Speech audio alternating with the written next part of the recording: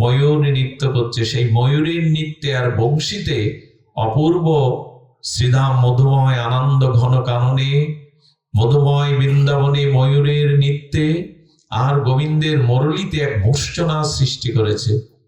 সেই ময়ূরটা যখন বংশীর ধ্বনি করেছে, করতে করতে গোবিন্দ বাঁশি বাজায়, ময়ূরের সৌন্দর্য এগিয়ে যাচ্ছে, ময়ূর তত দৌড়ে অন্যদিকে যাচ্ছে, গোবিন্দও ছুটছেন। এই ছুটতে ছুটতে ময়ূর এক জায়গায় গিয়ে থেমে গেলেন, একজনের চরণের কাছে গিয়ে।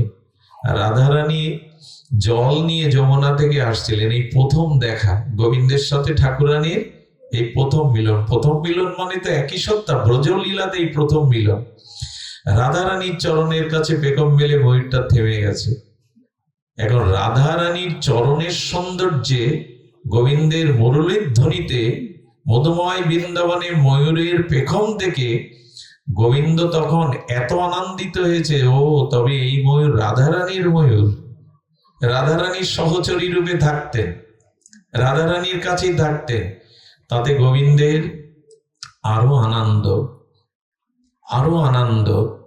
রাধারানী কি করেছেন, রাধারানী দেখছেন বাঁশির সুরে রাধারানীও চোখ বন্ধ করে মোহিত হয়ে গেছেন। চোখ যখন খুলেছেন, রাধারানী বলছেন, যার বংশীর ধ্বনির এত আকর্ষণ, সেই বংশী আলা তার থেকে আকর্ষণীয়।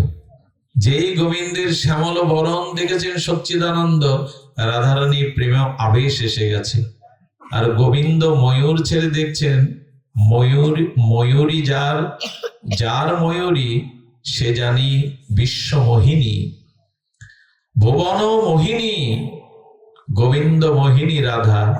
যেই রাধারানী গোবিন্দকে দেখলেন, ঘোড়ার উপরে ঘোড়া ছিল, সেই ঘোড়া পড়ে গিয়ে রাধারানীর অঙ্গ। আপনি যদি পরবর্তী ভিডিওটি দেখতে চান তাহলে এখনই আমাদের চ্যানেলটি সাবস্ক্রাইব করুন। নতুন ভিডিওর আপডেট পেতে বেল আইকনটি এক্ষুনি চাপুন।